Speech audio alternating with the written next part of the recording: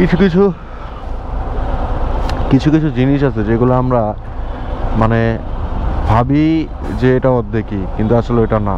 এটাকে blind spot হিসেবে আমরা জানি, কারণ আমি একটু সামনে গেলে দেখতে পারবো এটার এই পাশে কী আছে, কিন্তু এখান থেকে কিছুই দেখতেছি না। তো এরকম বাইকের ক্ষেত্রেও ব্লাইন্ড স্পট বলতে কিছু আছে, যেটা ট্রাক বা বাসের ড্রাইভিং সিট থেকে বসে দেখা যায় না। আর সেই সময় ওভারটেক করা বা গাড়ি পাস করা রিক্স অনেক রিক্স, কারণ ব্লাইন্ড স্পট থেকে দেখা যায় না কিছু। কথা তো এটা না, কথা হলো যে এই রাস্তায় তো জ্যাম কেন? এত জ্যাম হওয়ার কথা না, এইখানটা এত জ্যাম কিসের? আমি কি ওটা করতে পারবো না? চাইতে পারবো না? তো যাওয়া উচিত।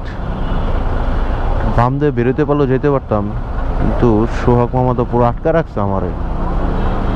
বাম দিয়ে তো যেতে পারতেছি না।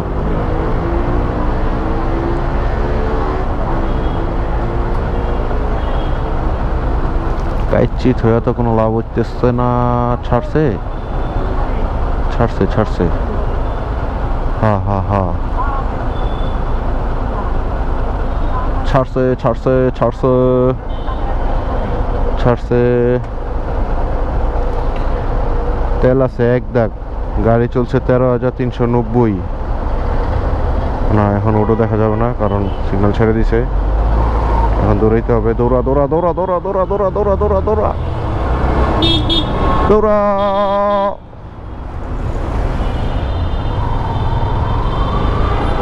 ও ডিস্টিং ডিস্টিং।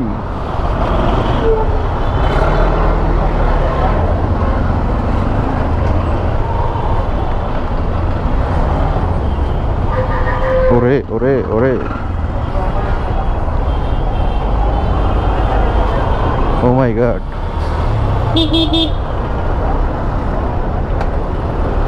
আমি ঢুকে গিয়েছি, অনেকটা কাছে চলে এসেছি। এখন যেতে পারবো না, কারণ মামা আমার সাইড দিবে না।